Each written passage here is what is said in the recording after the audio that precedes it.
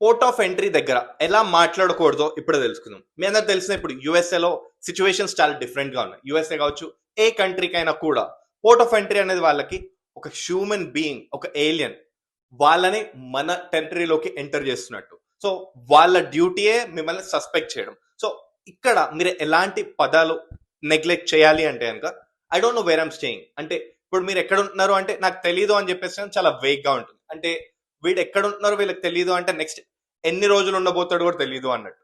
రెండోది long term అని ఒక వర్డ్ అసలుకే వాడదు. ఎందుకంటే లాంగ్ టర్మ్ అని ఒక వర్డ్ వాడేసరికి వాళ్ళకి డౌట్ వస్తుంది, ఓకే వీళ్ళు ఓవర్ స్టే చేస్తారేమో అని చెప్పి.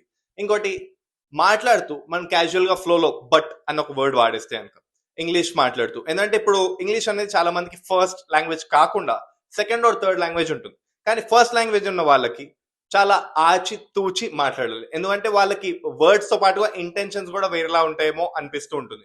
కానీ ఎవరికైతే ఇంగ్లీష్ కొత్తగా నేర్చుకున్నారో వాళ్ళకి మాత్రం ఈ డిఫరెన్స్ అస్సలకే తెలియదు. అండ్ ఇదే కాకుండా కొన్ని వర్డ్స్ లాగా ఎలా అంటే ఇక్కడ నేను పార్టీకి వచ్చాను అని కాకుండా ఇక్కడ ఒక మ్యూజిక్ ఫెస్టివల్, ఒక ఈవెంట్ కి వచ్చాను అన్న ఒక విధంగా చెప్తే చాలా బెటర్ అనమాట. అండ్ ఇవే కాకుండా మ్యారేజ్ అండ్ ఓవర్ స్టే లాంటి వర్డ్స్ కాకుండా కొంచెం ఆచితూచి ప్రెజెన్స్ ఆఫ్ మైండ్ పెట్టి మాట్లాడితే చాలా మంచిది. అండ్ లైఫ్ లో ద మోస్ట్ ఇంపార్టెంట్ థింగ్ ఏంటిది అంటే సినర్జీ. అంటే అది ఒక energy which generates when ever people meet. అంటే ఒక 2 to 3 or 2 or more people కలిసి లైఫ్ లో ఒక యూనిటీ ఇన్స్టెంట్ లా చేసేదాన్నే సినర్జీ అంటారు. సో ఇప్పుడు సినర్జీ 2025 ఇది ఒక కైండ్ ఆఫ్ ఈవెంట్ అనమాట. అండ్ ఒక గ్రాండియర్ కాన్ఫరెన్స్ ఫ్లాగ్షిప్ లాంటిది.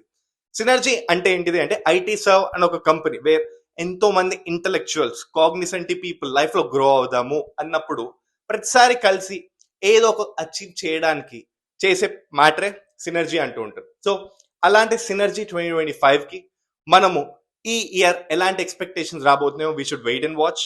సో ఎలాంటి పదాలు వాడొద్దో పోర్ట్ ఆఫ్ ఎంట్రీ దగ్గర అది మాత్రం గుర్తుపెట్టుకుంటే మీకు చాలా మంచిది.